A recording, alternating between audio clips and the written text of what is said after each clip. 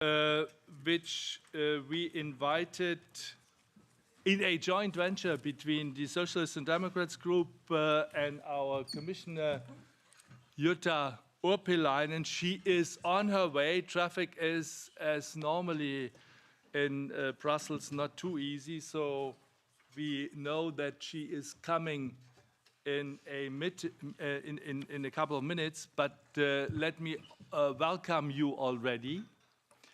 I will not start without the Commissioner, of course, but let me welcome you. We have some 65 participants here in the room as well as online, and especially our friends in front of their screens. Welcome to this event, Tackling Inequality, Paving the Way for a Sustainable Future. I can tell you already some technical details, not to leave you in a boring situation waiting the Commissioner. We have also interpretation, thanks to our interpreters who are already here, in English, in French, in German, Italian, and Spanish. That is our setup for today. What I also can tell you already that is that we have two different podiums here. We have, first of all, the high-level panel with Tanya Cox, who is already here, Director of Concord Europe. Welcome, Tanya. It's great to have you. We know each other very well because you are a frontline personality in the international debate on development and especially on our ideas of how to improve the relationship between us and our partners.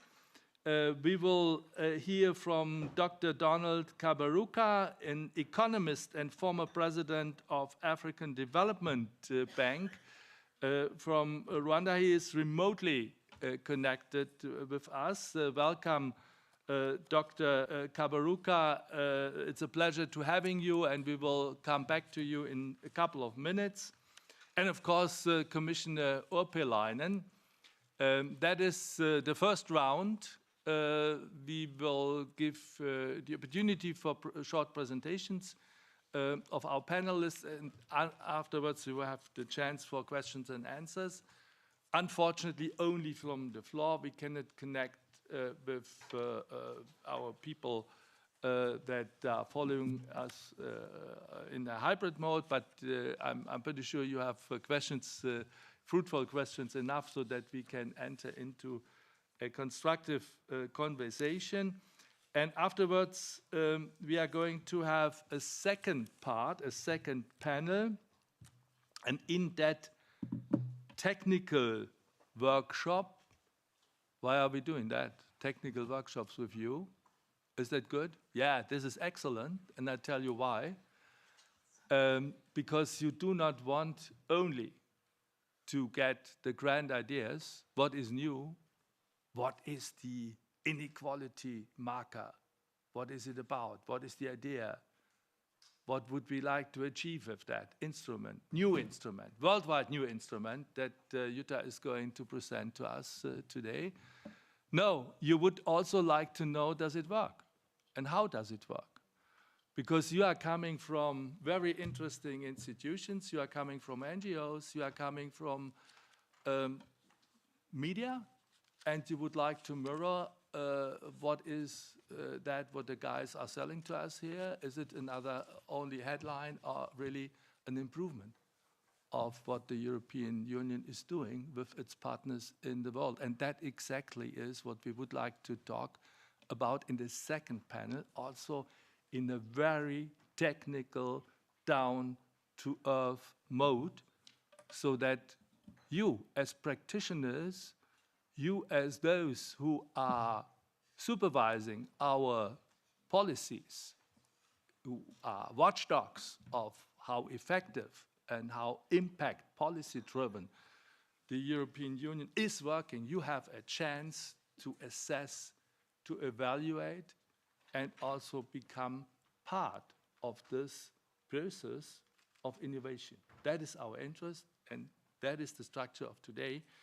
And to not leave you alone with this one-off meeting today, you can be sure that our experts will be available also afterwards, and that we, the Socialists and Democrats group, will be more than happy to getting involved with your questions and with your especially, hopefully, contributions. And I would like to say the same for the European Commission, DG INPA, International Partnerships. Let me welcome here already on the podium Mathilde Cournu, Policy and Project Officer for Inequalities at DG INPA.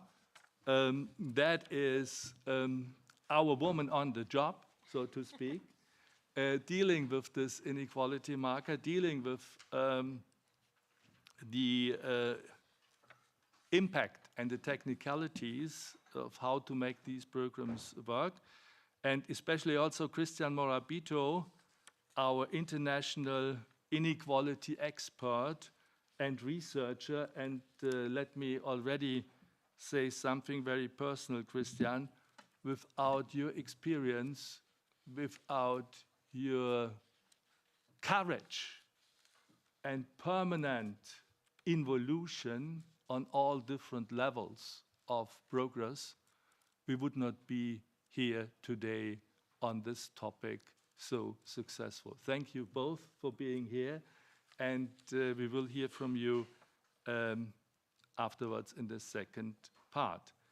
We also have with us Chiara Buttaturro, will be coming, Inequality and Tax Policy Advisor from Oxfam, and she will give an NGO comment on what is going on. So you will hear from various actors from various sides on what the new approach is about and what exactly we are going to do. Jutta, welcome.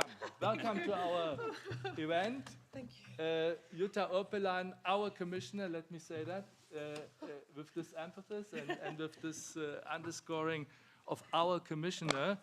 Jutta, excellent timing, because I thought I can welcome our guests already and introduce the panelists and the structure of the panel.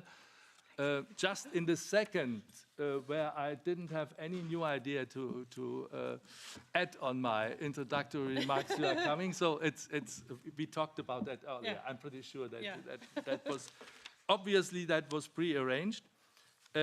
Leaves me with one last comment. You help yourself with coffees, you help yourself with tea. And I heard rumors about sandwiches to be coming in the second half of our in the second panel, during the second panel. So you are the happy ones today. So you will not only receive food for thought, there are still some sandwiches, freshly made, obviously, because they are not yet here, waiting for you afterwards. Okay, guys, what is it we are talking about? Jutta is a real asset, not only Jutta Urpilainen and her team, not only for the European Commission, not only for the group of Socialists and Democrats and all progressives, but I would say a real asset at the right moment in time for our international relations. Because what was agreed amongst us from the very moment at the first stage of our mandate in this European Parliament, in this term of the European Commission, were two grand ideas. First, the future of the globe will be majorly depending on the relationship between North and South. You thought that, and you explained that to us, and we were sure about that from the very outset. But you know exactly, if you look back to the last years, you know exactly, for the good and for the bad, that was proven by a whole lot of crises, by the pandemic, by further economic and social and financial polarization, by the dearly need to catch up with the SDGs, the 2030 program of Antonio Guterres and of our all interest, and last but not least, by Putin's war in Ukraine. So we know exactly if tomorrow we would like to live, also we Europeans, if we would like to live in a safe world of peace, in a sustainable world, where each and everybody on this globe has the right to live a decent life and to go for her and his own future in a positive mind with options, with hope, then this is only possible if the North and the South work together for this future on equal footing. That was the first grand idea. We thank you very much for that, and you giving proof for your commitment each and every day of your mandate. The second thing was deriving from this first idea, if we would like to do that successfully, with mutual benefit, we have to support our partners in the South to unleash their potential. What does it mean to unleash their potential? We are talking about societies where the average age is sometimes 17 or 16. Young voices, young nations, a perspective for the youth, for those who will be the decisive ones tomorrow. But they are angry. We hear their voices. They are angry. Why are they angry? Because they would not like to be any more governed by corrupt elites. And they would not like to see us as the net profiteers of their natural resources, because they have a history with us, with the North, or with the West, however you would like to frame that. And they are talking about inequalities in their nations, in their societies, and about inequalities in the wealth distribution on this earth. And they are rightly doing that, because it's unbearable that half of the globe wealth is concentrated in the hands of a small group of the richest, while 3.8 billion people live in absolute poverty. It's not defendable that in more than 90 countries where we have data, the bottom 40% receive less than 25% of the overall income. This is not defendable because it's so deeply unjust, but it's also the central blockage against a decent future for everybody, for those living under these conditions, but also for us, because we cannot live up to our capacities if our partners cannot live up to their capacities. That were the two grand ideas of Jutta and of ours, of the socialists and Democrats. And in these days, let me say it a bit informally, in these days there is payday, because Jutta delivered and her DG INPA delivered, and we socialists and Democrats, let me underscore that, we are really, really proud of that, because by doing so, you fulfilled our manifesto, you fulfilled our central point for international relationships, fighting SDG 10 along inequalities worldwide, not only in Europe, but especially in the global South, and by doing so, renovate our relationship towards a relationship on equal footing. Jutta, you have the floor.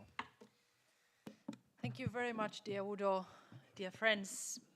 First, I want to apologize that I was late. The reason was that I had a meeting with OCT Youth Network. As Udo was explaining, I really put young people at the heart of my mandate. And one initiative I took was to create a network of young people from the OCTs. So I really have young people gathering here in Brussels from all over the world. And they had so much to tell me. So I thought that I have to listen to them. So that's the reason why I'm late, and I really apologize. Dear friends, at the SDG Summit in New York, less than a month ago, I was there. And I was able to witness how the international community agreed.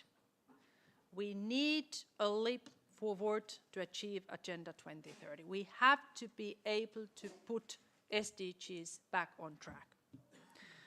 And the EU is committed to making it happen.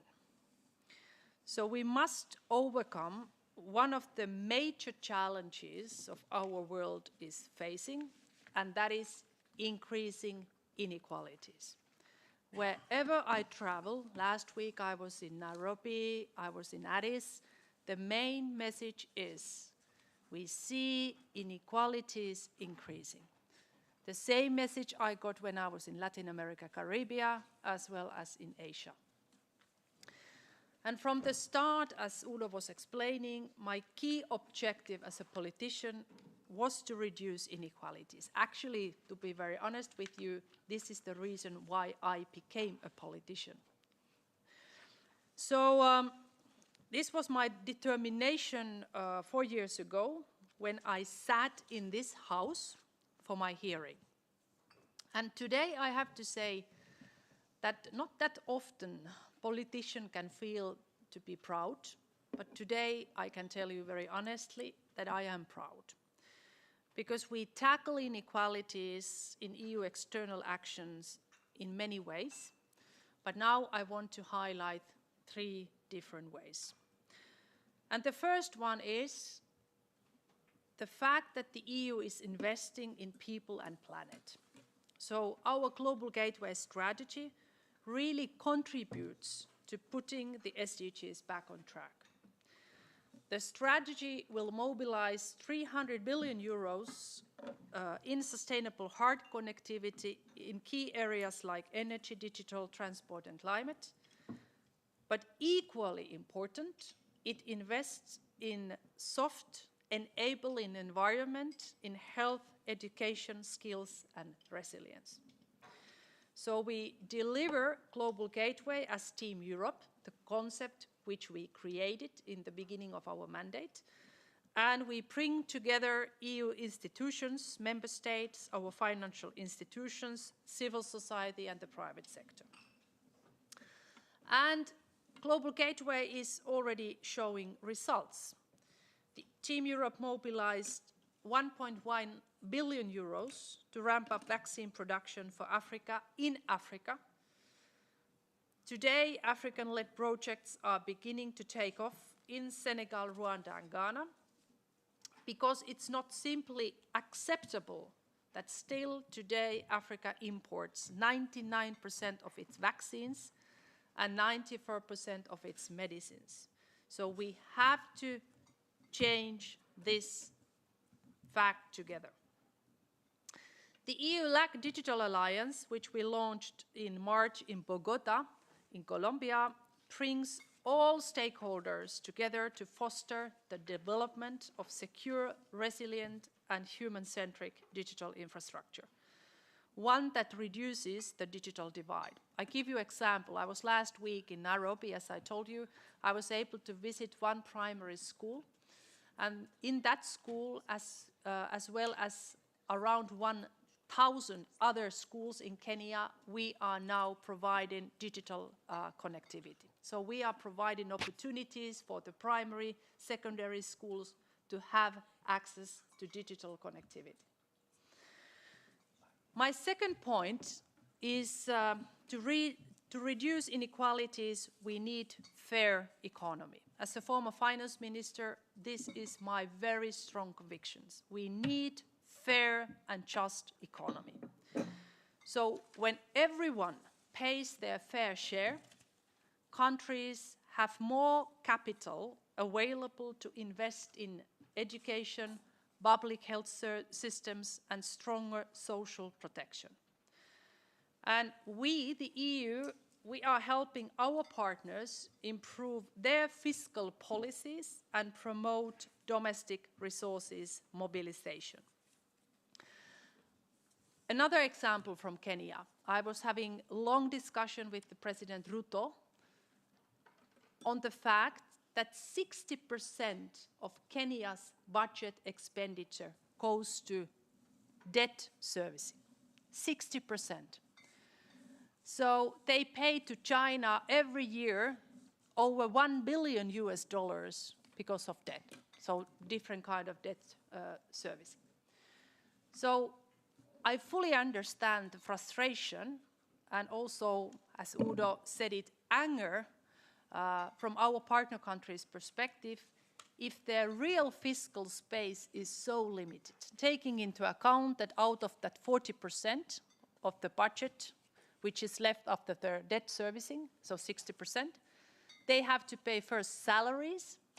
So the real maneuver, the room for maneuver and the fiscal space is really, really limited, which they really can use in their development agenda and different improvements of their societies. We are also working as the international community to reform the global financial architecture so it better supports the most vulnerable countries. And this process begins with reforming multilateral development banks. I will travel tomorrow morning very early to Morocco, to Marrakesh, in order to attend IMF World Bank annual meetings. And at those meetings, I will emphasize that reform must not divert resources away from the poorest countries or poverty reduction efforts. At the same time, more concessional financing should be made available for the support vulnerable partners, including vulnerable middle-income countries. So we have to be able to combine the poverty eradication and reduction as well as climate financing so that we can support our poorer partners, so I would say middle-income countries as well as the least developed countries to improve their resilience regarding the climate disaster and climate change. And finally, the EU is tackling inequalities by fostering inclusive and participatory democracy in Europe and globally. With our Gendered Action Plan 3, we work to ensure that all women and girls can exercise full, equal, and meaningful participation in public and private life. We have a target by 2025, so actually in 2 years, 85% of new EU actions will contribute to gender equality. And similarly, with our first ever youth action plan, we put young people in the driver's seat of global recovery efforts. And as you heard, now we are really delivering also with the youth action plan through the Youth and Women in Democracy initiative, as well as the Youth Empowerment Fund, which I was able to launch last week in Africa. Dear friends, of course, it is one thing to promise.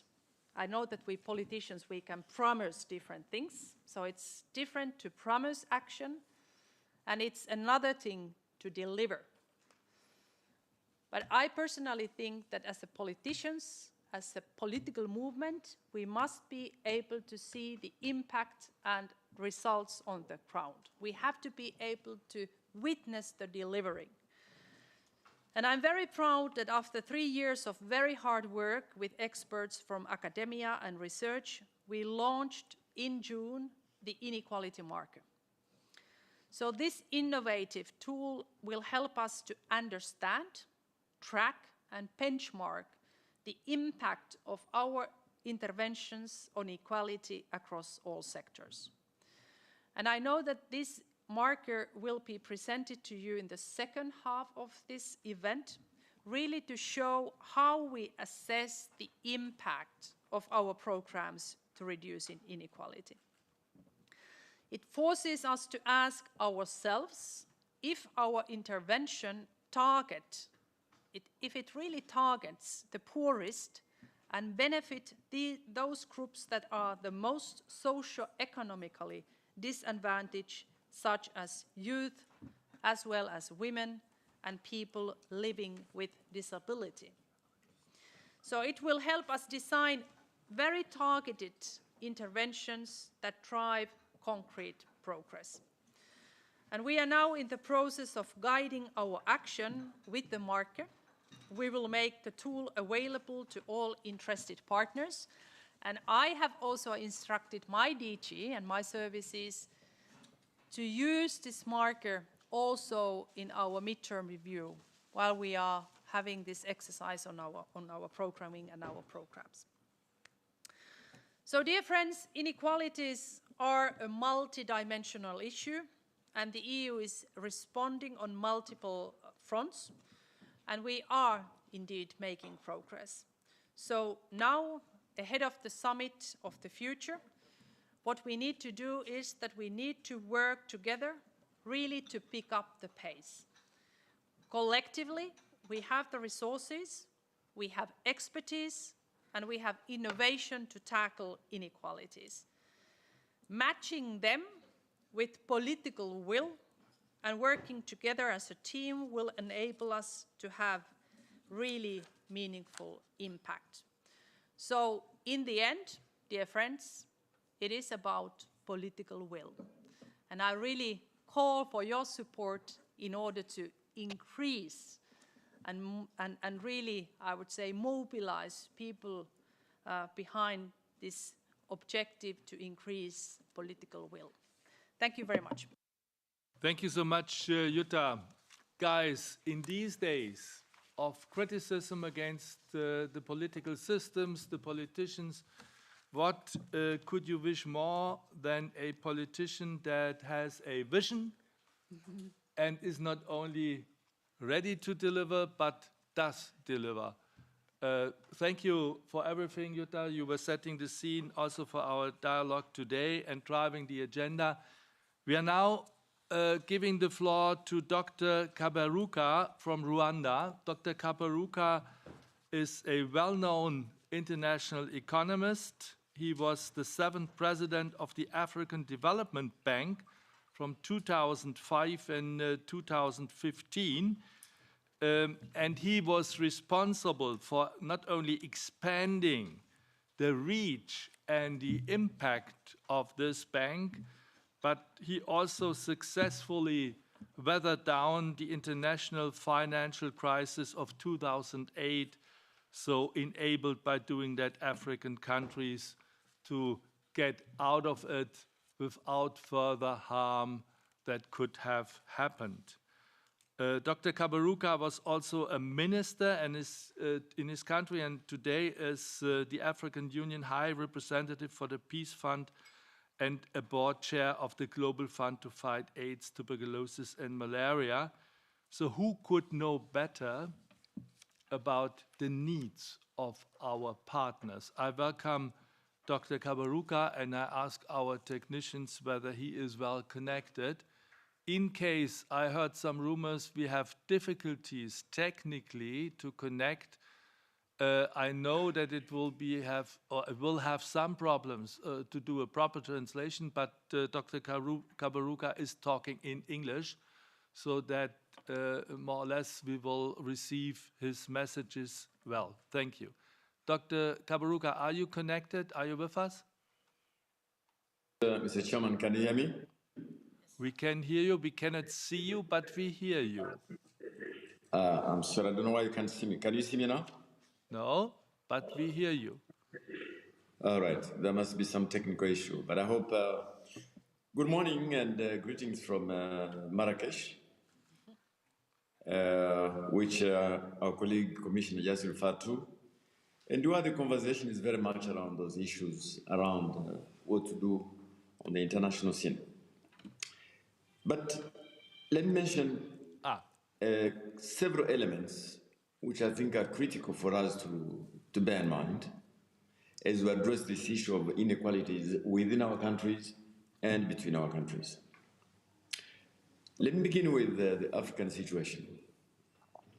Africa is the second most unequal continent after Latin America. 10 of the 19 most unequal countries are in my continent. And there are many drivers for that. And when I look at the drivers of inequality, I'll come to the global situation later. I see the following. Number one is the demographics. Literally every African country has seen its population increase 5 times since the 1960s. 5 times. The cities have known the same explosion. So the rate of urbanization, which was about 15% in the 60s, is now close to 40%. So a city like Nairobi has grown almost 5 times in that same period. If you look at the census figures in many of our countries, you'll find that 78% of the population are under 35 years of age. 78% are under 35 years of age. And of those, I would say 35% of them are below 15 years of age. It is important to bear in mind these numbers because they have implication on jobs, and the biggest driver of inequality is lack of well-paying jobs. But in the faced with this kind of demographics, that is a starting point. It has impact on education. We have now in the world, if my numbers are still right, close to 244 million kids between 6 and 18 out of school. Now, we all know that education is the biggest contributor to reducing inequalities. Now, with 244 million kids out of school, 100 million of whom are in sub-Saharan Africa, that has to be the starting point. The second issue, which is related, is around peace and security, issues on which I'm very grateful for the cooperation we have with the European Union on this. Because with joblessness, with hopelessness, the youth are easily amenable to all kinds of groups who promise heaven on earth. And this matter of joblessness, lack of inclusion, lack of voice, is a driver in what many of us have called fragility and peace and insecurity in many parts of the world. So those two are related. The second issue is, of course, around climate. And here, I cannot imagine the biggest driver of inequality, which demonstrates again the difficulties we're having in the global system to deal with inequality at the global level. Africa, as everybody knows, has contributed very little to climate change. Our emission levels are very low, as well known. But it is a continent suffering the most of the impact of climate change. So whether it is agriculture, water systems, whether it is food security, here is a problem where we need to work together, not simply in finding the scale and scope of financing needed, but to have higher level of ambitions, given the numbers I've just referred to. The third issue I wanted to refer to is the digital. We have an opportunity now. We have an opportunity to close the gap in digital access now, so that in the future we don't have the same problems as access to energy, where 800 million people have no access to energy. But everybody can access digital if we work together on it. So I want to say, Chair, that whenever we talk about inequality, it's nothing to do with a technical issue. It's an issue of political power, political distribution, fairness, inclusion.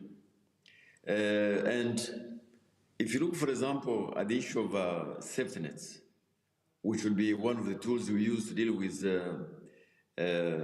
with inequalities, you can take the case of a country which, for example, provides subsidies across the board, say energy subsidies across the board.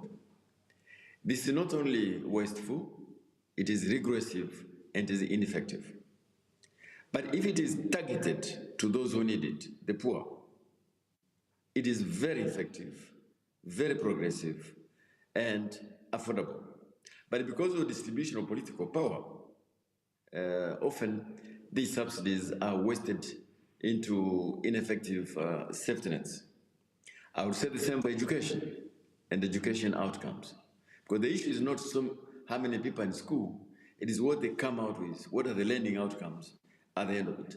And again here, often political power distribution means that a lot of the kids from poorer communities leave school with very little competencies and therefore transmit inequality generation to generation. Now, I know time is limited, but I want to say that what can we do together must begin with some degree of fairness. Look at what happened during COVID. Commissioner Twitter was very active on this, and we thank her and her team for what they did. But all of us know that COVID exposed, if anything, any further proof was needed of how unequal our world is, whether it was access to therapeutics, to diagnostics, or to vaccines. There was this famous phrase that no one is safe until all of us are safe. But in reality, narrow national interests prevailed over the global common good. It did the same on issue of debt, which the Commissioner referred to. We all know that Africa pays much, much more than it should on its borrowings, simply because of perception on risk. Yes, I do accept that there are some risks, sovereign risks, FX risks, macroeconomic risk, and so on. That can be handled by international organizations if they work together.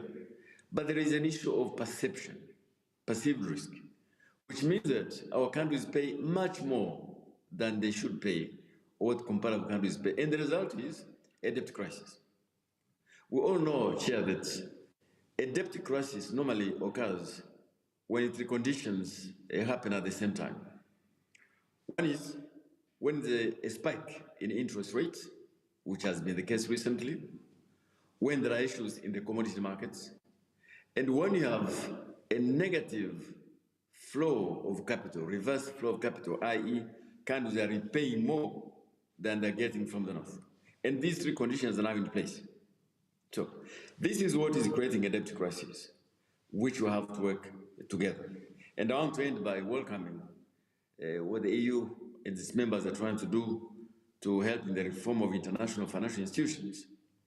It's not only necessary, but it has to be done to ensure that we've got both the scale and the scope and the speed of the kind of responses we need to deal with inequalities in our countries and between countries. I want to thank you for choosing a very apt subject and to wish you very well in this meeting. Thank you, Chairman. Dr. Kaberuka, we thank you. All our best greetings and wishes to Marrakesh, and be successful there. You rightly pointed to the context of our subject today. How come inequalities into existence? What is the challenge of education in young nations? The challenge that derives from climate change, especially in the global south, whereas we know exactly that the problems were not caused by the global south. And finally, to making clear that we have, on the one side, unfair international exchange and trade practices, unfair conditions of financing and an overload of debt on the shoulders of our partners. And secondly, also a problem with resource mobilization, or with the control on resources that have been developed and making use of them to the best benefit of their nations. That is the broader context, and both of our speakers, the Commissioner as well as Dr. Kaberuka, ended in saying much more than a technical issue, it is a question of political will, about the right choices and the power to implement the right choices for policy change. Policy change, that is my catchword for Tanja Cox, Director of Concord Europe. You are a very experienced voice in organizing policy change and permanently fighting for the interests of the developing countries. I do not know anyone better informed and having a better record in fighting that cause in Brussels than you. For Concord, the umbrella organization of our development NGOs, you have the floor. Thank you very much, Udo. You've put the bar very high. Good morning, ladies and gentlemen, dear colleagues. Let me continue perhaps on the theme of political will, where the Commissioner left off, and also Dr. Kabaruka. We very much appreciate, of course, Commissioner Urpilainen lending her political weight to the fight against inequalities. We wouldn't have made the progress we have over recent years without you, and without you, Udo, either. So we'd love to give recognition where it's due, and we really welcome all the initiatives that you've been launching recently. Now, however, Commissioner, we need your help with something else. You talked about a fair economy. We need your help, Commissioner, with changing the economic system. The economic system is still not working in the favor of all people. Inequalities aren't accidents of fate, the lottery of life, if you like. No, they're the result of decisions and actions that have been taken by people in positions of power. People have been left behind because leaders chose to focus on profit, on economic growth, on wealth accumulation. People have been left behind because governments and CEOs decided that a small state was the way forward. Let the so-called market do its job. Let's privatize everything. So as a result, tax becomes a dirty word. Social protection has suffered, and regulation became all about creating an enabling environment for business, but not about making sure that people had decent jobs, that people's rights were respected, and that the planet was also respected rather than being plundered in the name of making profit. People got left behind because others worshipped money and financial capital. And all of that is what underpins inequalities that we see today. So what we need now is for politicians, like you, Commissioner, to take back power and responsibility for the direction and the purpose of the economy, so that it benefits everybody. And civil society can't do that alone, much as we try. But instead of that, what do we see? Heads of state meeting in Grenada recently, just last week, have reaffirmed that they'll make sure, and I'm quoting, the EU has all the necessary tools to secure sustainable and inclusive growth. And they want to, and again I'm quoting, they want to ensure the sustainability of our economic model. When will people realize that we can't keep growing on a finite planet? That our model is not sustainable? That our growth model is precisely why we have such disparities between the haves and the have-nots. We need to start joining the dots. We need to see why we're in the state we're in, why inequalities are soaring, and we need to make those very necessary, more profound changes. And unfortunately, there are few political leaders who are willing to do that. Now, civil society has been working very hard for many years to raise awareness of the problems of the system and to provide alternative solutions. And we've been very much supported by you, Udo, but also by you, Commissioner Urpilainen. We've been spearheading the discussions about beyond growth, for example. We're responsible for making sure that marginalized people's voices, their lived realities, get heard by policymakers. We've been trying through this rather geeky concept of policy coherence for sustainable development. We've been trying to show how policies can undermine, actually, people's path to a sustainable future and how they can actually create inequalities. And we're also responsible for implementing many of the programs that actually tackle inequalities. But all that said, we're dependent for our work on funding from donors, from international institutions like the EU, from foundations. And at the moment, what we see is that the funding landscape is changing before our very eyes, and not in our favour. In the EU context, for example, there are fewer types of CSO-led programmes financed by the EU. We're getting pigeonholed and stereotyped. There are even fewer calls for proposals, and they're for much larger amounts. So actually, CSOs are really getting cut out, and local CSOs is just not possible. They can't apply. Even networks like Concord, we're having to combine with other huge networks. So it's networks plus networks plus networks to be able to apply for these huge calls. And on top of that, under this principle of geographization, which strictly speaking, of course, is like localization, so we adhere to it, we think it's a good idea. But unfortunately, if the resources aren't there at delegation level to enable delegations to do their job, they're having to outsource a lot of the management of their programs. It's what we call indirect management of the grants through, for example, member state agencies. And that is when funding becomes sort of a black hole in terms of transparency. We don't know what goes on, but we are pretty certain that CSOs are getting less and less money. So we can't do our job of supporting you in reducing inequalities. Our space to do this is shrinking very fast. Now, of course, we're very, very happy that the marker is adopted, and we thank you for raising that up. We were advocating for that since 2020 when we saw how COVID was impacting on inequalities. And we really like the fact that there's this distributional impact assessment that will be applied to a certain number of the projects. And I know you're going to discuss this later, so I won't go into any of the details. I'll leave that to the experts. But one thing I would like to just throw out there is, my understanding is that it checks the whether the bottom 40% of beneficiaries, so whether 40% of the beneficiaries are from the bottom 40% of the wealth brackets. Now, I have a question, because that surely means then that 60% of the beneficiaries are in the 60% top wealth brackets. And I, at least, haven't understood how that narrows inequalities, or whether it doesn't just keep the gap as it is, status quo. So I think we need to think about that one, perhaps in the conversation going forward, in your technical conversations. And I'd like to raise up another important concern while we have the Commissioner's ear. It would be really appreciated if we could set some targets for the measurement of the projects.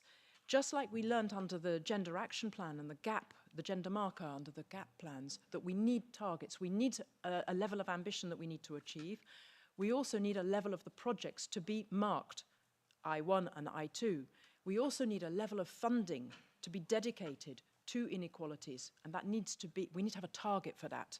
Otherwise, we don't know where we're going. We're not pushing ourselves. The other thing that strikes me as being potentially problematic is that, but I understand, of course, that this is not obligatory for member states to use at the moment. Now, if I think about, all the Team Europe initiatives and the Global Gateway initiatives and all this, member states are very, very important in these. So how does that tally with then the use of the inequality marker? That would be great as well if you can start thinking about that.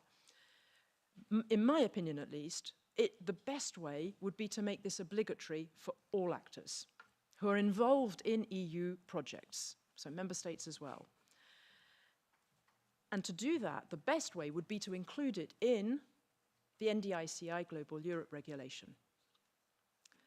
And we have a perfect opportunity to do that coming up with the midterm review of the NDICI. So perhaps that's something that you could bear in mind going forward, because like that, I think that we'll move further faster on inequalities and on tackling inequalities together. But despite all these positive progress, we still need initiatives like the marker to be complemented by specific policies which will actively reduce inequalities. So we're talking about redistributive policies, for example, but also about just joining these dots I keep talking about. So for example, we say we want to create jobs in partner countries. We've heard today about the levels of jobs that need to be created because of the number of young people, for example, in Africa.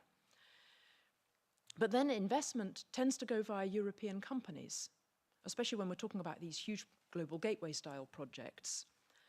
But we all know that in actual fact, if we want to create jobs locally, then we have to invest in local private sector, micro, small and medium enterprises, sustainable and investive businesses, inclusive businesses, I beg your pardon. So we have to join these dots. And we have to be willing not to put our self-interest in the mix, hoping for that win-win, because we will reduce the impact for our partner countries. Ladies and gentlemen, creating shared prosperity goes much further than poverty reduction. But for that, we need to change the system. Thank you very much. Thank you very much, Tanya. You opened up the critical discourse on strategies. This is exactly the purpose we invited you for. And of course, Tanya knows very well that, let me frame it like that, that the progressives in the European institutions work in a very, very competitive environment. It's a battleground. It's a battleground. While you were speaking, I was thinking of how we could achieve from Brussels to have obligatory criteria for national finance ministers. I'm in favor. I'm in favor. Let me say I'm totally in favor. And at least I'm sure Jutta wouldn't be against, in her current position at least, yeah? Whether we could have binding rules for how they spend their money. Give quality proof on how they are doing that in Team Europe. But you already were smart enough to give us a hint to the midterm review and the idea of how to, as you call it, move further, faster, develop our instruments in global Europe, etc. So I'm happy to invite you to a very interesting, fruitful debate and discussion.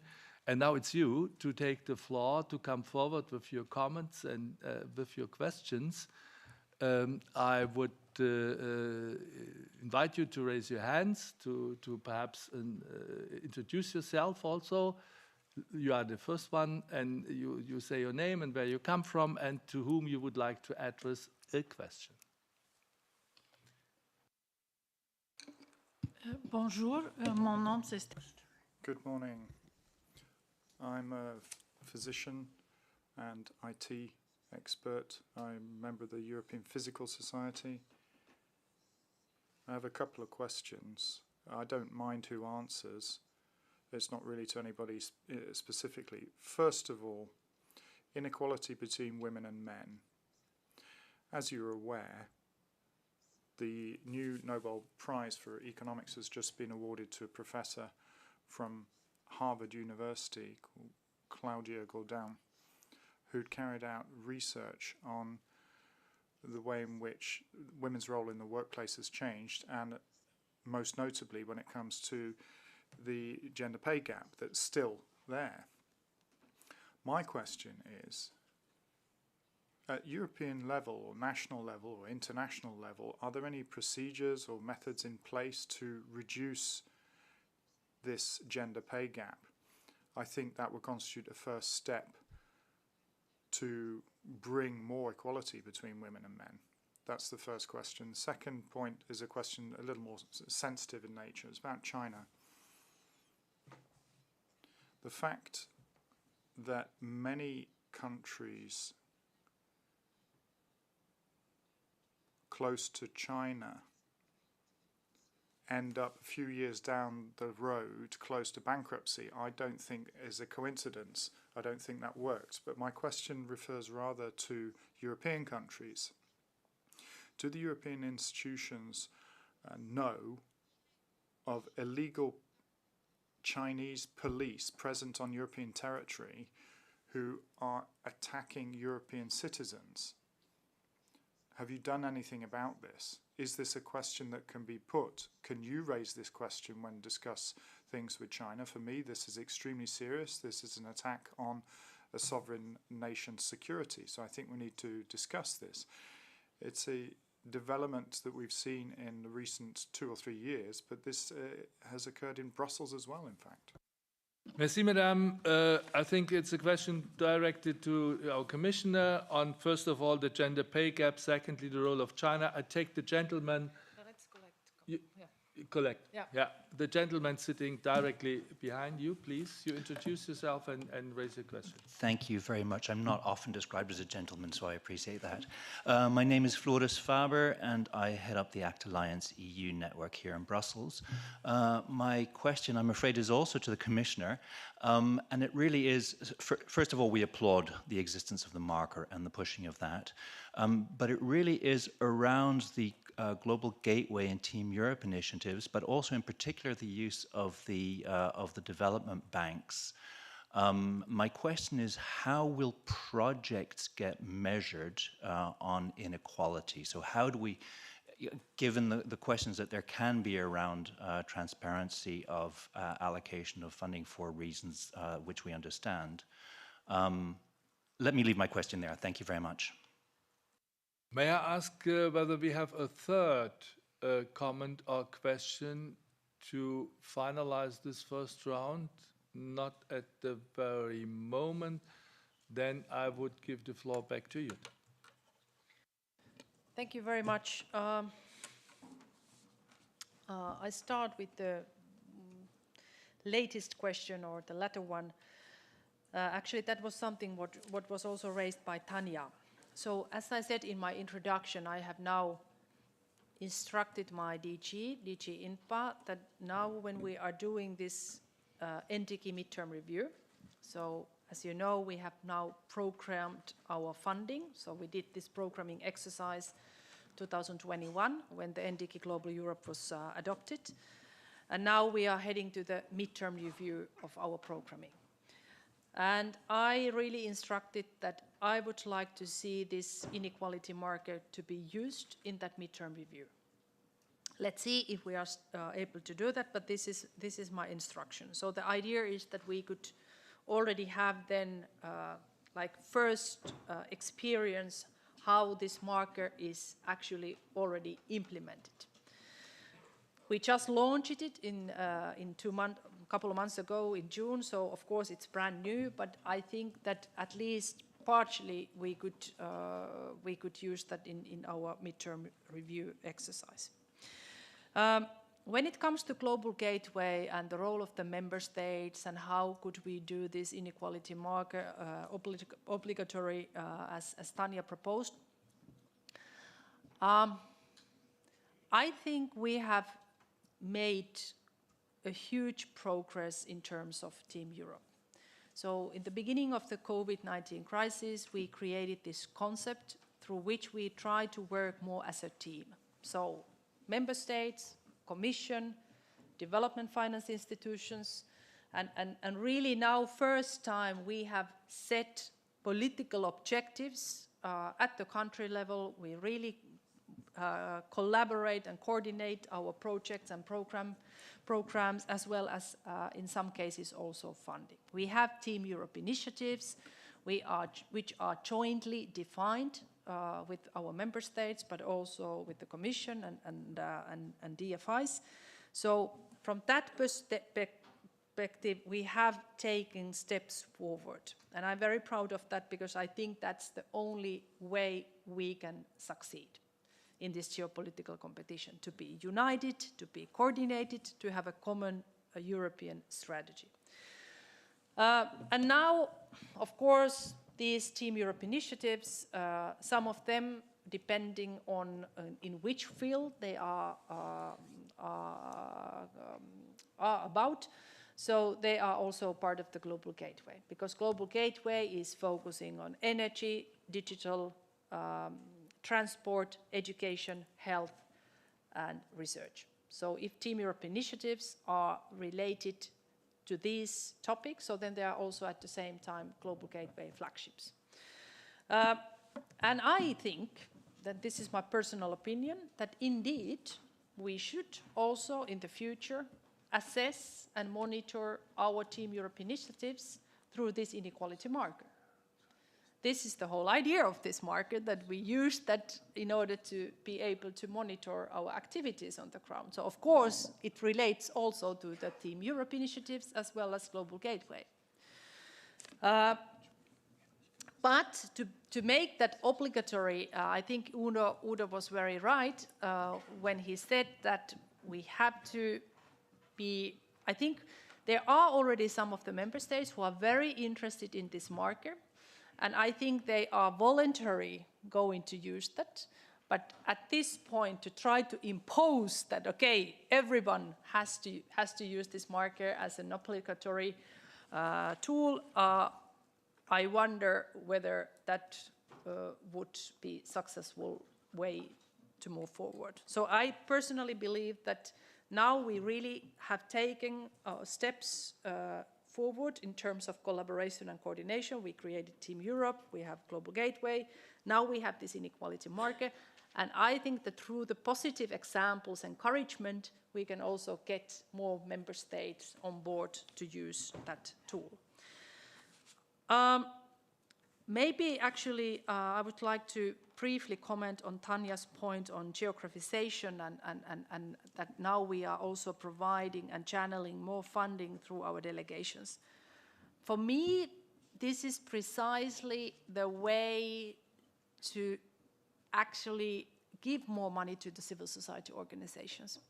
Because we know that the threshold is quite high. I mean, in order to have money from the Brussels, in order to have access to EU funding under the developing cooperation, you have to have, like you said, you have to have networks, clusters, you have to have coalitions, alliance, because otherwise you are not able to meet the threshold, because we need to have so big projects. And that's why when we are channeling more our funding through the delegations on the ground, we can also serve more smaller civil society organizations and NGOs. So this is from my perspective another way around. I think this is precisely the way to support civil societies when we are doing these geographic allocations, and especially these bilateral programs. I think regional programs are a bit different, but if we talk about bilateral programs, so then the role of the civil society organizations is crucial. Then about China and also gender pay gap. Yeah, indeed, China is our competitor. Indeed, that's the fact. We have now this common objective as Europeans to de-risk. So really, we need China, we need to cooperate with them, but we also need to de-risk. So we need to decrease the dependency on China. But at the same time, we fully understand that we need China on board, especially in terms of climate change. We cannot succeed globally without Chinese participation. When it comes to pay gap between genders, women and men, so now, as I said, in this CAP 3, Gender Action Plan 3, we have a specific 38% target for gender activities. And of course, part of this midterm review, we also have a particular focus on economic empowerment of women.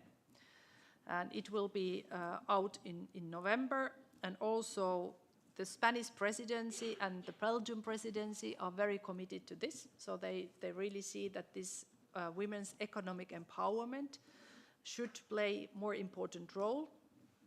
And when it comes to the internal policies, or I would say what are the policy objectives within Europe, definitely we work on equal pay for women and men.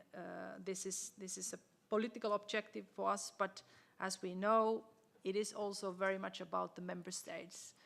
Their political decisions, as well as then, of course, different traditions and habits also in our member states. But this is political objective. We are very committed to that.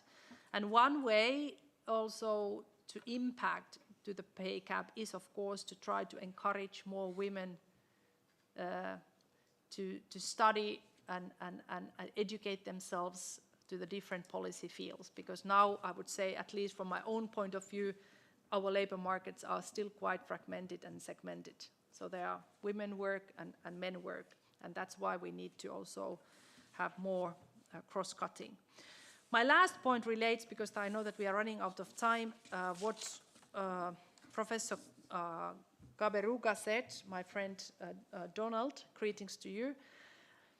I fully agree with you, Donald, that the best way to tackle inequalities in the long term is to invest in education. And this is precisely what we are doing. I increase our funding to education from 7% to 13%. Precisely, we understand that as, in case of Africa, where you said that 78% of the citizens are below 35 years old, if those young people don't have access to education, it's very difficult to have access to job. So the first step really is to have access to education and quality education, not any kind of education, but quality education. And that's why we are also investing so much in teacher training, because we see that there is no education without teachers, as well as vocational education and training. And indeed, Tanya, we also have this initiative on small businesses. We know that most of the companies and businesses in Africa are micro, small or medium-sized enterprises. But I personally think that we also need European companies to invest in Africa, because then those small and medium-sized enterprises can also benefit of those bigger companies' investments. They can be part of the ecosystem. So, this is definitely something which is high on our agenda. Thank you very much. Thanks, Jutta. And since I know that our commissioner has to leave in due time, let me ask, this is your very last chance to raise a question or a comment. Unfortunately, I cannot invite our hybrid guest, but you on the floor. Any other question from your side? I cannot see any. Here, there is the lady in green. Please, you introduce yourself and you raise your question. And you are the last participant from the floor, and then we say thank you to Jutta. Thank you. Thank you for giving me the opportunity to still raise a question. I'm Steffi Naens, and I work for civil society for DSW. And we work actually specifically on sexual and reproductive health and rights in Africa, but also in other developing countries. And I really like the references to actually that tackling inequalities is indeed that it's important to ensure access to quality education. I think that's totally right. I just wanted to make also the point that it's a broader and an all-encompassing issue actually, because what we see is that, for example, a lot of girls have no access to education because of there's no menstrual hygiene in school, because there is teenage pregnancies, because there's still the gender gap between girls and boys. So I think, just wanted to make the comment as well that these are things that should be taken into account also when looking into education. So, well, thank you so much.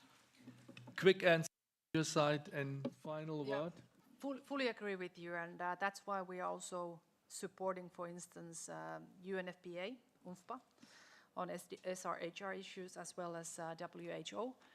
I think Kenya was a very good eyes-opening example to me, because, of course, we have been working very closely, for instance, in Niger, with the previous government or the existing government, but which is now under the coup, on girls' secondary education, precisely in order to prevent teenage pregnancies and marriages.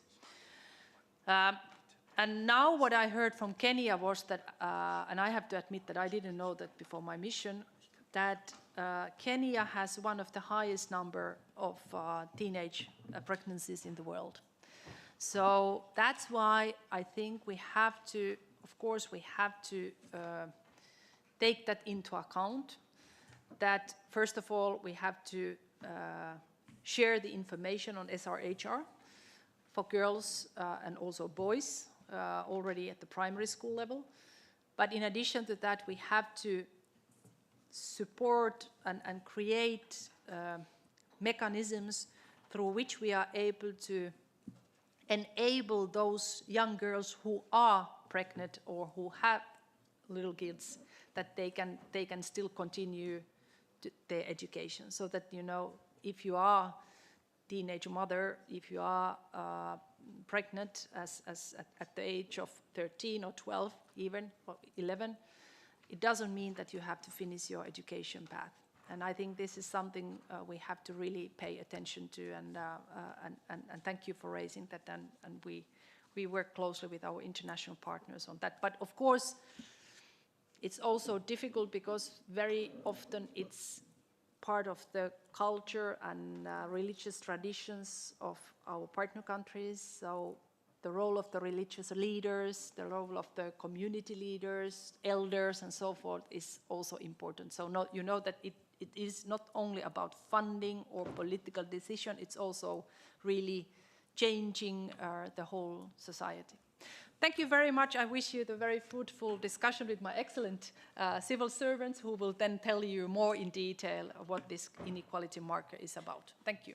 Thanks, Jutta Urpilainen, our commissioner, for this great event we could co-host with you today. Good luck in Marrakesh. Thank you. And of course, we know that you will stay in touch also with our colleagues here, the CSO. Christian would like to solve a problem together with you, because we invite him to accompany for 1 minute, but okay. you will come back afterwards, right? Because we need you for the second panel. And I would like, if we still have a contact with Dr. Kaberuka, I would like to bring him in for a last comment on a question I would like to raise, and also for Tanya a final word, because we enter into before we enter into the second. Dr.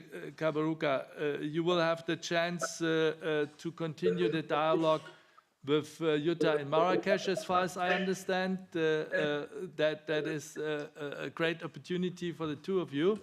But for us, it's a great opportunity today to have you with us. Given your experience, and that is my final question to you, given your experience in global finance, in African development, you are in Marrakesh. We are talking about the innovative reforms for the Bretton Woods organizations. We are talking about the reshuffling of the mandates for our development banks and development agencies. And we know a whole lot of them are following us today. What is your message to the financing institutions, the development banks, and also the development agencies from Europe to their activities, how to develop further on African ground with African partners? Do you have a key interest, one message to pass forward to us? Thank you, Chair. Can you hear me? Chair, can you hear me?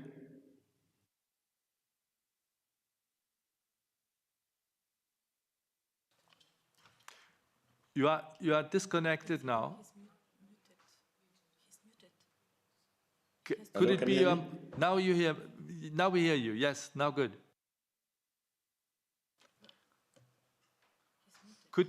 Could you unmute?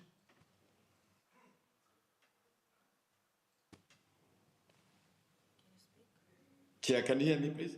Excellent. Now we hear you. Perfect. I'm afraid I can't. You can continue. You can continue. Did you hear my question? Can you hear me? Yeah, we hear you. Okay. Chair, I hope you can hear me. I just have two messages I wanted to leave with you. Is that at the end of the day, nations throughout the world were poor at some point. They all eventually grew out of poverty by trade and investment, not through by official transfers of aid. And so the existential issue of reform of international institutions, beyond issues of voice and representation, which are politically challenging, but which are a must, given what has happened in the global economy over the last 30 years. It is an issue of how do we enable countries in the global south to access capital in the scale and scope needed to deal with both national poverty issues and the global public goods. Even if we increase the capital of the World Bank by 4 or 5 times, it will still not be at scale needed to deal with both the global public goods and issues of poverty. So we have to figure out how to enable the reforms in these institutions, to de-risk, I'm using Juta's word, to de-risk those aspects which prevent the link between capital surplus countries and capital deficit countries. So that is the reform number one. How do these institutions build in place a mechanism which enable countries in the global south to access in a reasonable way capital in the global north? Because that is how we shall fund, whether it is education, whether it is infrastructure, and the rest of it. Number two, which is related, is the whole issue of whether the institutions we have today, which were created in 1945 or thereabouts, now reflect the real structure of the global economy. Of course, they do not. Now, if they do not, how then do we reconfigure them to ensure that there is both legitimacy and effectiveness? Because that is the balance we need, legitimacy and effectiveness. So for many countries in the global south, they feel that even if these institutions were very effective, sometimes they are, but they also need to have a high dose of legitimacy with every voice heard on the table. Those are the two things I wanted to say. I hope they're helpful. Thank you, Chair. Yeah, they are very much helpful, Dr. Kabrua. Many, many thanks for being with us today. We would appreciate to welcome you at a further occasion here in Brussels, in Europe. And thank you a lot for your participation today. Good luck in Marrakesh and good luck for your work. Tanya, final word goes today in the first panel to civil society. Thanks for your inputs, but you know exactly that the mandate of the Commission, the mandate of the European Parliament is going to come to an end. We are heading forward to new elections in June 24. We still have, of course, a couple of months of hard work in front of us and implementing the new instruments and assess how far we got and renovate the midterm debate, you mentioned it. But if you, from your point of view, would be invited to give a message to the political groups who now are writing their memorandums, are now writing their political programs, if you would like to have a message for those people on national ground who are going to select the forthcoming commissioners, what would that be? What is your most important message that you would like to pass on from Concord to the European policymakers? Nothing like putting somebody on the spot, Udo. So I'm very conscious that what has been built over these last few years is at great risk, in actual fact. So all of us need to work together to make sure that the next Commission, the next Parliament, they don't roll back on the advances that we have made. I know civil society always wants more, we want faster, but now we're at the stage where I think we have to keep what we've got and we mustn't roll back.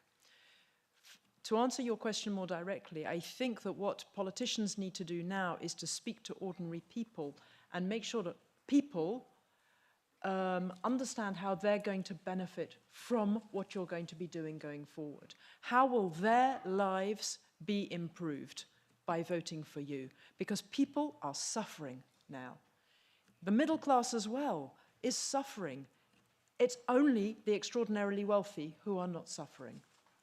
And I think it's down to politicians to explain what you will do to make sure that the system is made fairer so that we can all benefit from the system, so that the system works in a different way that doesn't just benefit those who are already wealthy. Because in every single time we have a crisis, it is only those people who miraculously manage to still grow their enormous wealth, while we all suffer. So I think it's time to explain and to have ideas even about that. Thank you, Udo. Thank you so much, Tanya. We stay in touch anyhow. You know that, we know that your people are on the floor in the room, so they will participate also in the second panel. And now let me close the first one. Mathilde, somehow we lost Christian. I do not hope for forever, for good. I very much hope he will come back. This is the offer to you. Now, I haven't any idea whether that has been offered to you earlier by anybody. You come here and take the commissioner's place, please, and bring your nameplate.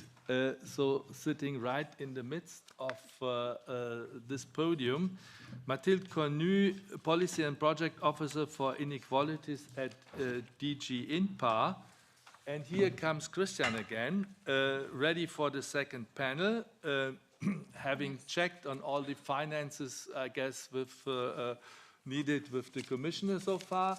And Christian, you are going to take the place of the moderator here, together with Mathilde, and manage our second panel to deepen the knowledge of and from and for our practitioners, which is a very exciting exercise. I have no clue at the very moment where we have Chiara. Is Chiara with us already from Oxfam, or is she connected online? She is connected. Then let me welcome Chiara Butaturo, EU Inequality and Tax Policy Advisor from Oxfam as well. And once Mathilde and Christian have spoken, you will take the role of the first discussant. Thank you so far, and good luck for the second panel. Thank you very much, dear Udo, and thank you very much again for the invitation. It's a real pleasure to be here with you today to present you the inequality marker, to show you how it works so that you can use it if you wish. I will not come back on the global context. Our prestigious panelists, our commissioner, Udo, Dr. Kaberuka, already gave a very good context. Inequalities have increased between and within countries. SDG 10 is in peril, with only 10% of the country on track to meet SDG 10. And therefore, there is a real urgency today to keep inequalities at the top of the international agenda, as Tanya said. And that's why we have created the inequality marker, in order to continue having better knowledge, better measurement, and better monitoring. Next slide, please. But before going into the detail of the marker, I would like to give you a little bit of history.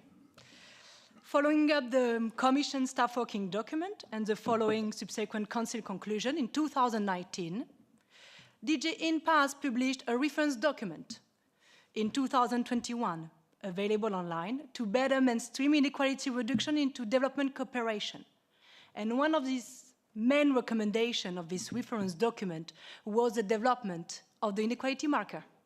And at the end of 2022, the inequality marker guidelines, together with a one-pager and a video, were available to all EU staff. And as our commissioner said, on June 23rd, she officially and publicly launched the inequality marker during a colloquium organized at Collège de France by Esther Duflo. And next month, I'm happy also to share the news that an e-learning tool on the inequality marker will be available to all, so that you can continue discovering the inequality marker, knowing it better, and apply it if you wish. It will be published under INPA Academy. beginning of 2024, the first results of the inequality marker will be made available. Indeed, since January 2023, all DG INPA projects must include the inequality marker. Every DG INPA project since January 2023 must be scored against the inequality marker.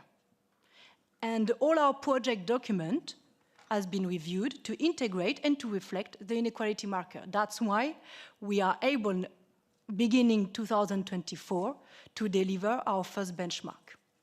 Next slide, please. But what the I marker does and does not, and I will begin by what it does not. The inequality marker is different from the Gini index or the PALMA ratio. It does not measure changes in inequalities, trends, or level within countries.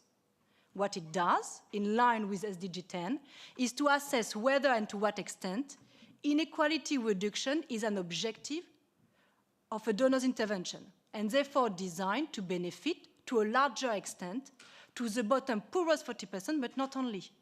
Also to other socioeconomically disadvantaged individual, household, or groups. Next slide, please. So the I marker has been conceived to support colleagues, to support you, in better understanding, tracking, benchmarking the impact of our work on inequalities. And that across all sectors, meaning that the inequality marker is not only applied to human development sectors, such as education, health, social protection, but also to sectors covered by DG INPA, such as climate, energy, digital, infrastructure. The inequality marker is both a policy tool and an advocacy tool. So it is a policy tool because it will improve the design of our intervention by ensuring that they have inequality-reducing effects, but it's also an advocacy tool because it will create a sound benchmarking and reporting system, enabling to clearly establish the contribution of all relevant intervention to reducing inequalities. And that is really important for policy dialogue and communication, of course. But which definition of inequality the inequality marker takes? Next slide, please. A multidimensional and intersectional definition of inequality.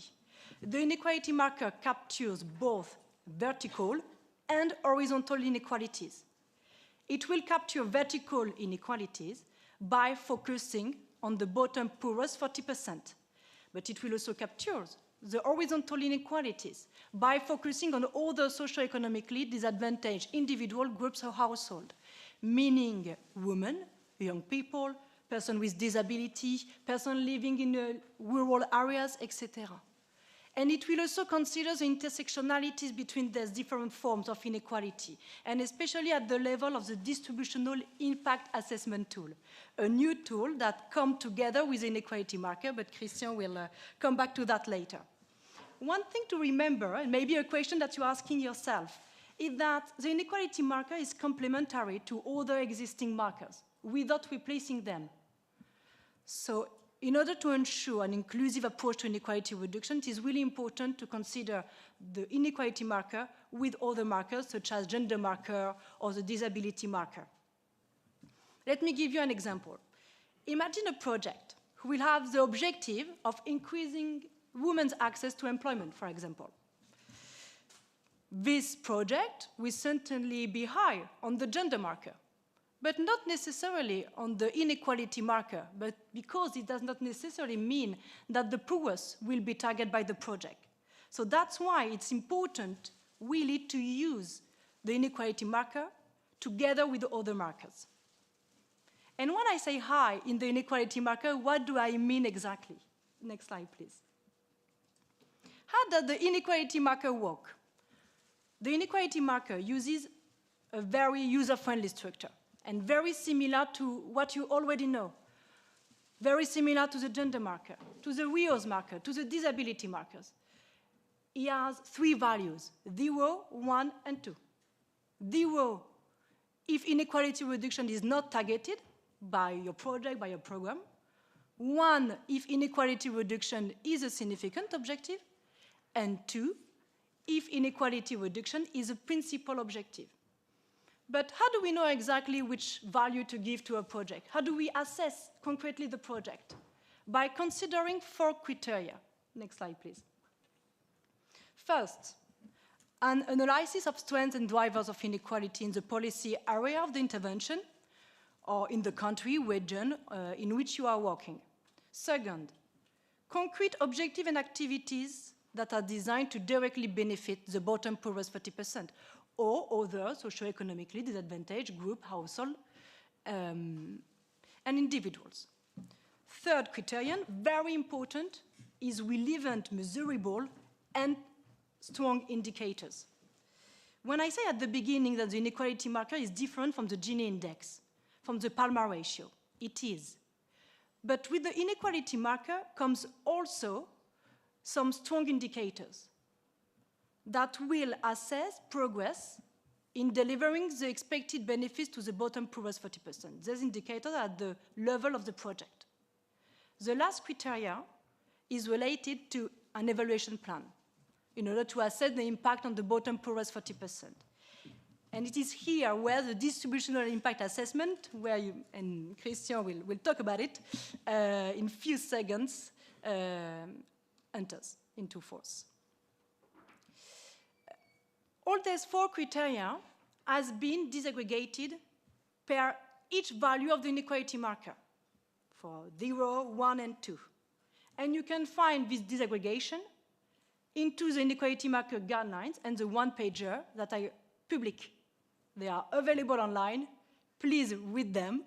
And you can find them in the EU Publication Office website. And I will conclude by stressing two main points. The first one is, when you are designing a project and when you are applying the inequality marker, there is one question that you should not forget. There is one crucial question that you should ask yourself. What is the objective of my project? And if the reply is that inequality reduction is a fundamental objective of your project, that you cannot fund this project without having inequality reduction as an objective, like the other RIOS markers, then it is an I2. But if inequality reduction is not the main motivation of your project, is not the general objective of your project, but it's still there, it's still one of the sub-objectives, it's still significant, then it is an I1. If it is not targeted, it is an I0. The second point I would like to make before concluding is to summarize why it is important to use the inequality marker. There are some arguments that have always been said by all our previous panelists, but let me give you four main reasons. The first one is that with the inequality marker, there will be an analysis of trend and drivers that will help you to better understand the dynamics of inequalities within your region and within your country. So better knowledge. Second, it will also help you to set concrete goals and objectives, concrete policies to fight inequalities, something that was mentioned during the last panel. Third, it will also help you to better and to more effectively target the poorest, the most vulnerable, in particular through measurable and relevant indicators. And finally, as I said at the beginning, the inequality marker will create a sound benchmarking system in order to see how work impact inequality reduction. And that is really important for policy dialogue. That is really important to keep inequalities at the top of the international agenda. Thank you very much. Thank you, Mathilde. And now I'm going to present, in my view, a very fascinating part and the most original part of the inequality marker, which is the distribution impact assessment, of course. I say that because I like it very, very much. Next. So, distribution impact assessment basically complement the inequality marker and assess to what extent your beneficiaries are from the bottom 40 poorest or social economic disadvantage. Empirically assess. Why is important this word, empirically assess? Because, I mean, if I'm in this room and I want to know your age or your gender, it suffices to ask you a question. One question, I will know that. But I don't know. It's very complicated with one question only to understand your economic position.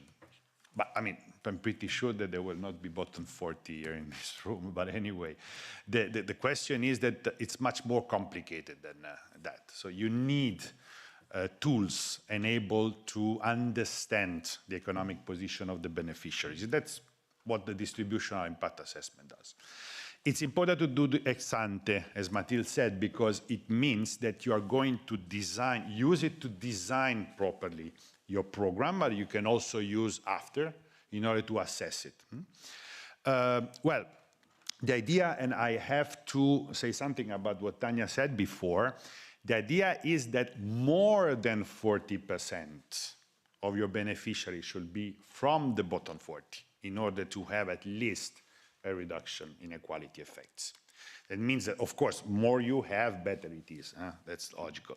So, as Mathilde underlined previously, if your project program intervention is marked 2, then the distributional impact assessment is integrated in the project cycle. But of course, I mean, if you do a very good marked 2 program, you don't even need to do it. It becomes reductant because it's basically, you know, you are going to target evidently, you know, the bottom 40.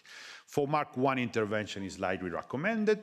For Mark 0 as well you can conduct, because even if a program does not have inequality reduction as the main objective, that does not mean that it's not reducing potential inequality as well, because any program can reduce or augment inequality, depends how it is designed. So it might be that this program, even if it doesn't have inequality as the main objective, reduce anyway inequality. And you can see it through distribution impact assessment. Next.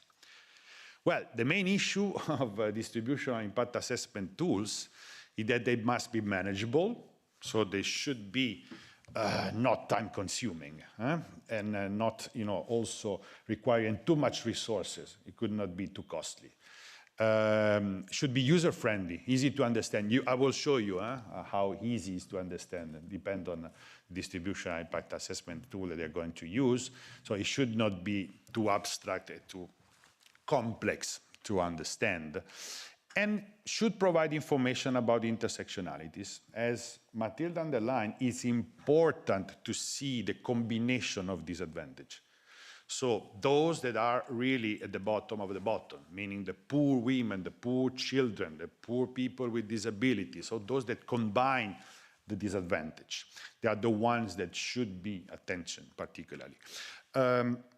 Some studies has been conducted that actually paved the way of the creation of the market using some tools in the past.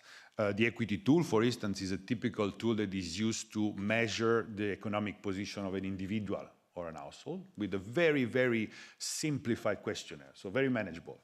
And the commitment core equity is usually a tool to look at distributional incidence of government spending, so that's another level. Next. I show you something that is really, I show you 2 examples for you to understand how a distributional impact assessment tool works and what type of information can give you. That's the first example. I have to say that none of these examples were a European Commission managed program. So we did studies on other partners' projects. So this was a project to improve infrastructures in urban areas of Tunisia.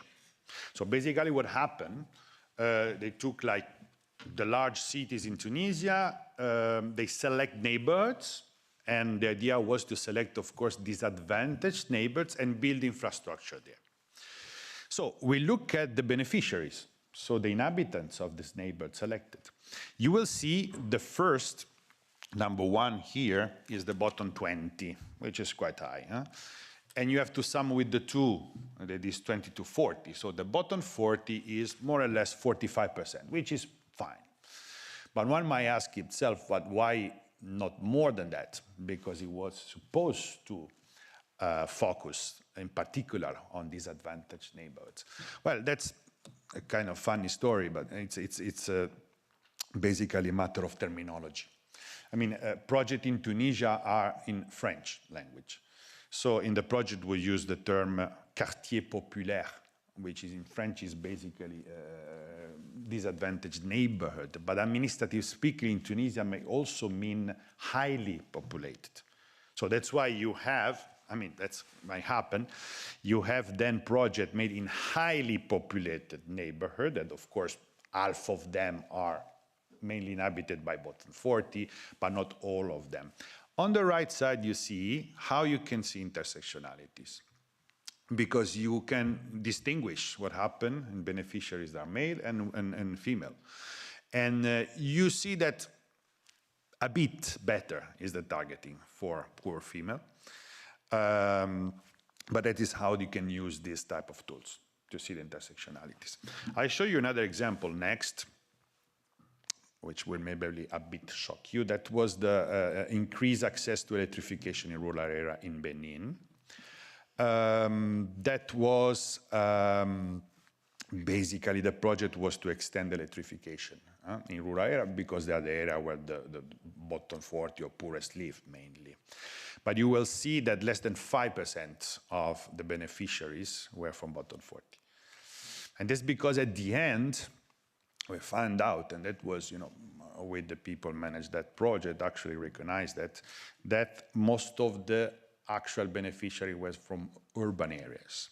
And that's because doing investments in very remote, so it was in the surrounding of the cities. Doing investment in very remote rural area may be extremely complicated, and therefore this was an investment involving private sector. You were outlining before, and therefore it may not be easy and investment-wise to do this kind of thing. So they choose to do it outside the cities, and but of course not in rural area. I have to say that if you look at the same distributions, but comparing the beneficiaries with the distribution in urban area is better, of course, because they did it in urban area at the end.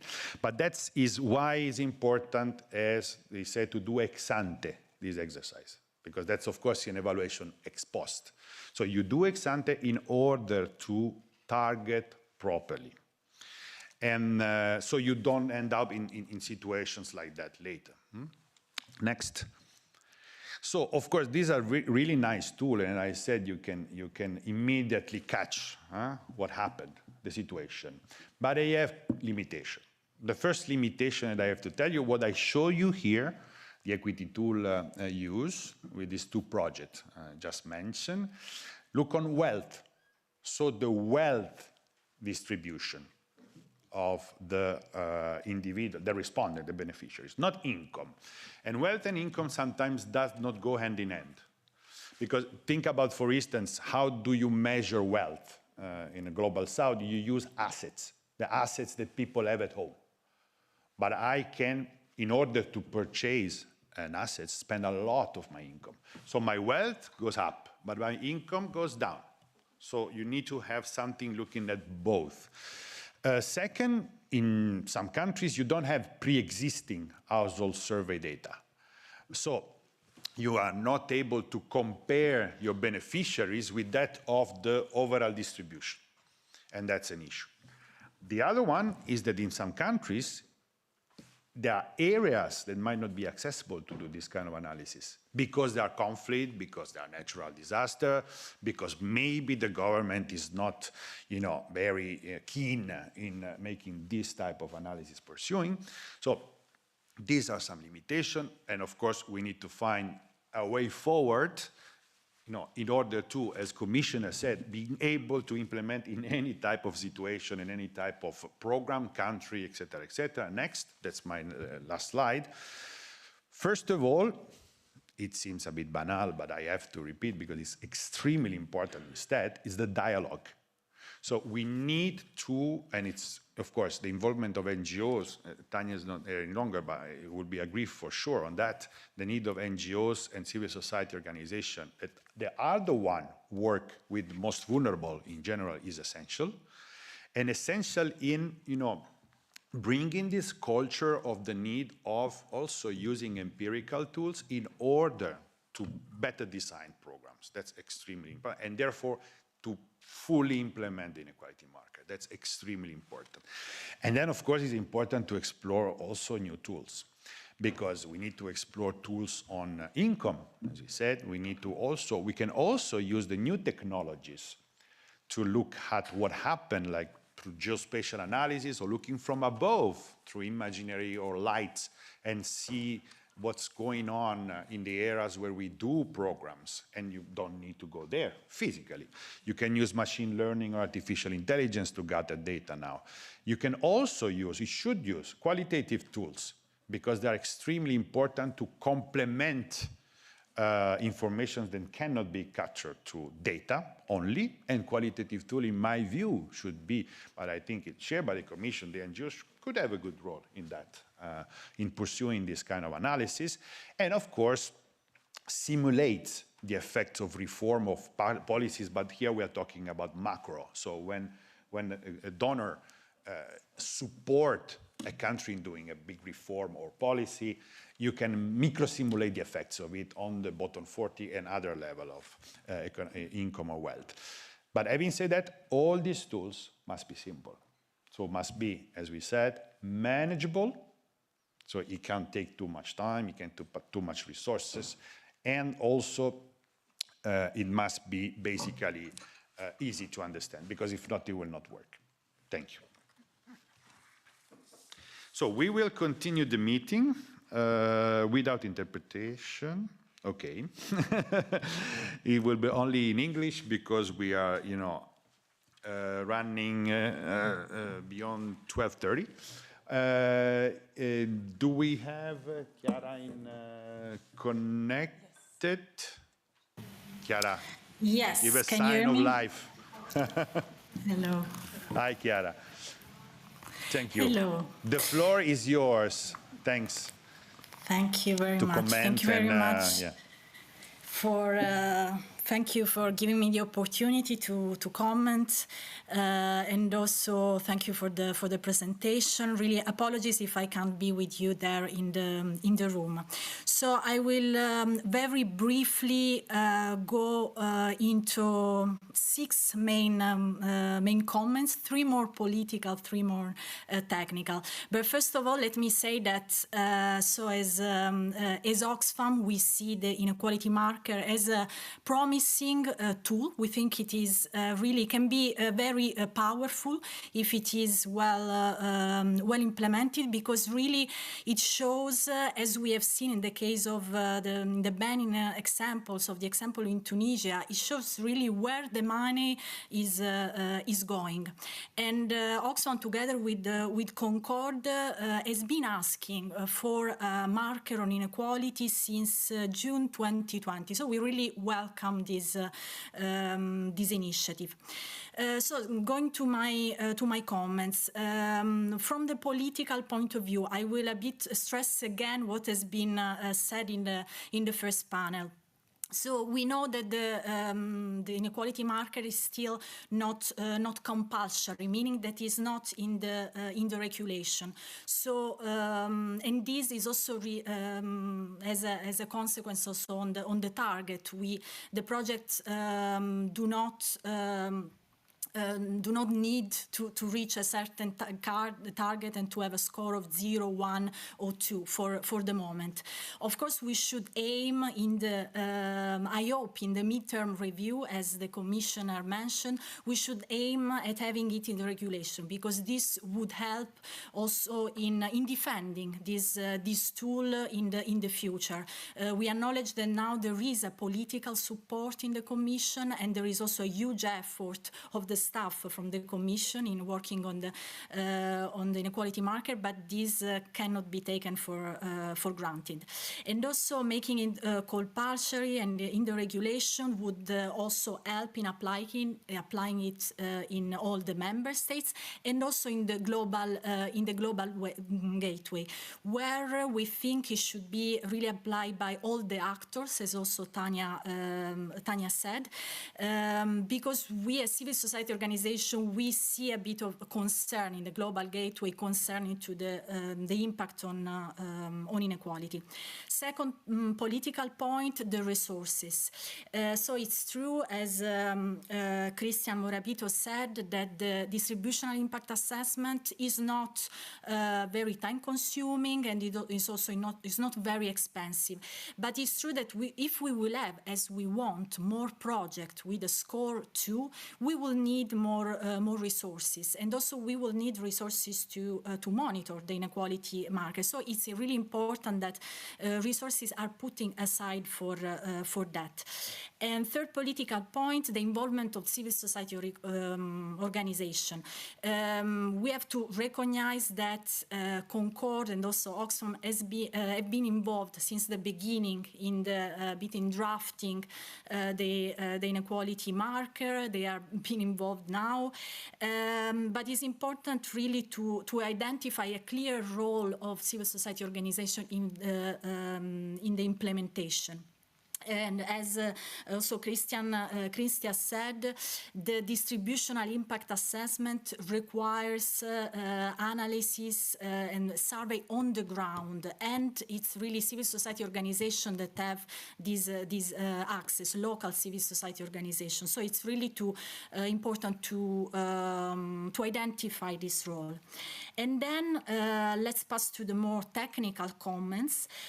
So in general, the methodology is interesting and is really clear and well framed. My first comment is on the income distribution, something that also Tanya touched on. For sure, the fact that there is a distributional impact assessment is a new thing and is very important. We don't have this in the gender marker, for example.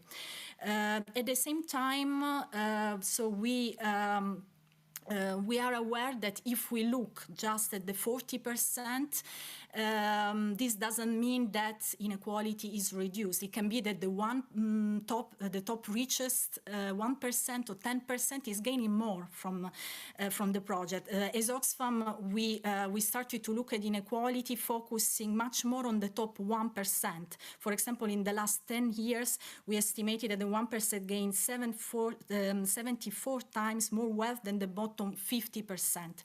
So it's important to continue looking at that. We acknowledge that the marker cannot cover that, but it's important that an analysis of the overall distribution of technical point on the intersectionality and multidimensionality. So this was mentioned, and the way the market tries to include it is both the link with other marker, the disability marker, the gender marker, and also to not look just at the 40. The bottom 40 in terms of wealth, but also the most vulnerable in terms of socio-economic conditions. This is very welcome, but of course we have to then to see how this can be implemented. So how really we can link the inequality marker to the gender and the disability markers, for example, and also how can we capture with the distributional impact assessment, in particular the equity tool that was mentioned, how can we capture these other dimensions of inequality, because it's also we are aware that there is a lack of data. There is a lack of data on wealth distribution, income distribution, but also on the other dimension of inequality. So it's really important to invest in that, and also to have continue to have a look at the big picture, and to look also at what are the commitment of the government to reduce inequality. And last technical point, something that that came out as a criticality on the gender market, for example, is the subjectivity of the reporting of the indicator.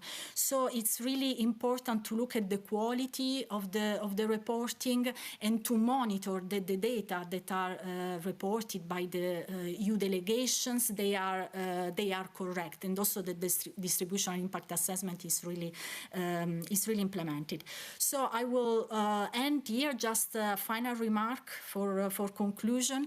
So the inequality marker is still quite unknown, so events like that, like this one, are really very important to let the marker be more known, also because we need this kind of dissemination to also increase the political support for this kind of initiative. And thank you very much. Thank you so much, Chiara, for your intervention. It was very brief. Unfortunately, we are running out of time. So I would like to know if there are some, of course, then we can reply to Chiara to some point, but also just to check if there are some questions from the audience. As one already. We can be able to take couple, two. Okay. You can leave it too. What we can do is to collect the question and then have a wrap-up final, also reply to some points that Chiara outlined. Yeah, please go ahead, present yourself. I'll be very brief. I'm Alberto Navarro from the IC, the Spanish Cooperation Agency. And it's just the question could be, at what time or what stage do you envisage to consult these the networks? One is the practitioner networks, who is all the technical cooperation, the agencies, and also is JEFIC, another network, which is the financial institutions. So, I mean, when do you plan to question, to make his a consult about this? Thank you. And yeah, the lady just closed. Yeah. Yes, hello, my name is Teresa Hartl. I'm from GIZ, the German cooperation agency. And for me, it would be very interesting to hear a little bit more on how you plan to really evaluate the inequality marker on the ground, because especially when we look at the Gender Action Plan of the EU, there has been the recent midterm review from Participe on the implementation of the Gender Action Plan, which criticizes that there's still not enough knowledge on the gender marker, for example, in delegations, in country level plans, in MIPS, for example, which really makes the evaluation more difficult, and especially also here in headquarters, for example. So how do you plan to take a lesson learned from the gender perspective and improve that in the inequality marker?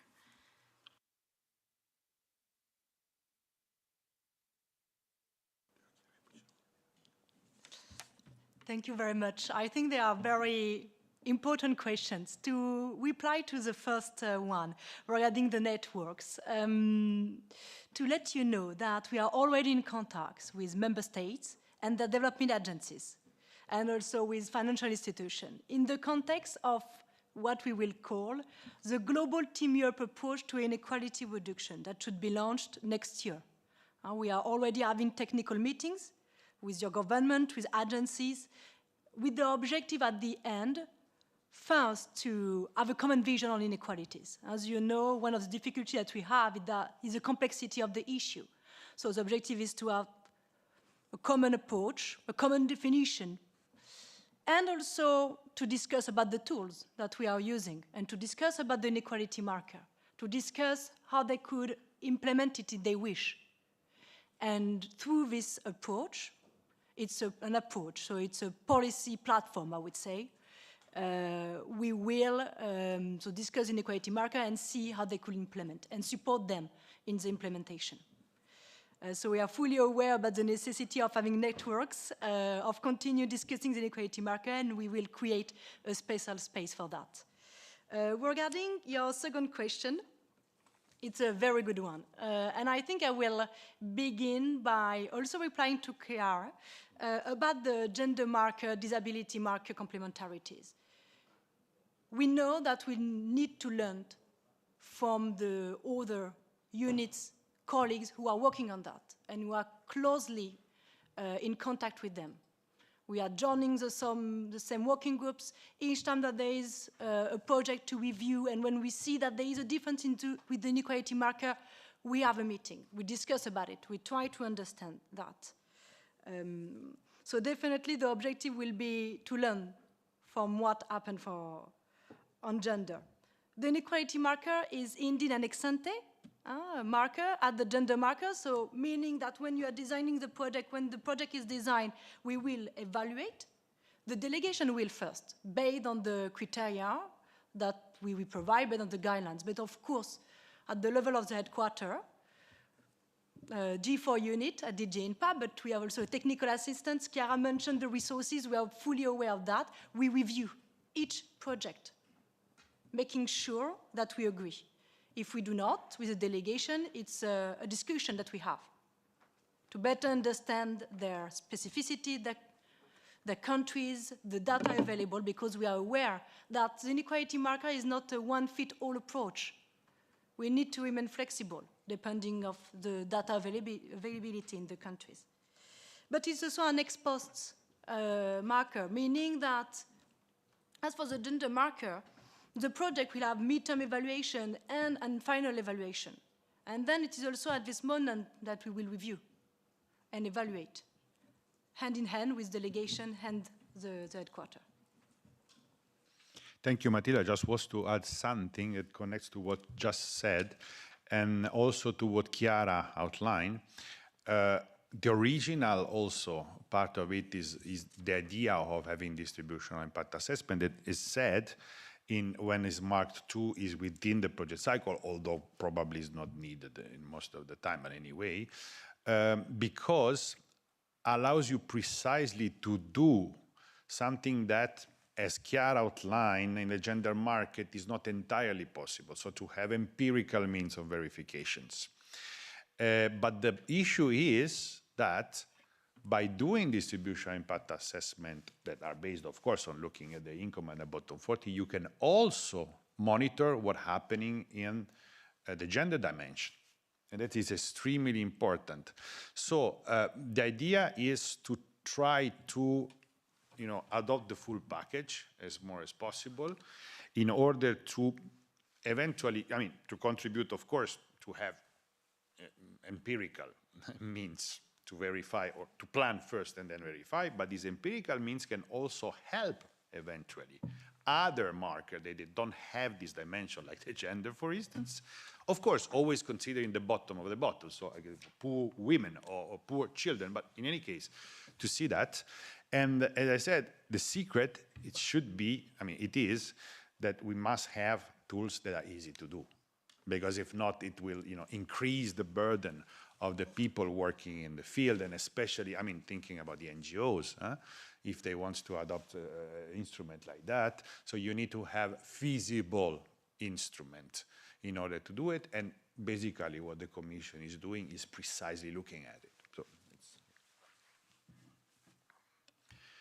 if you don't have any more questions, and I see like some boss here that I say that we have to close because we don't have any more time, I will thank you so much for, I just got this role.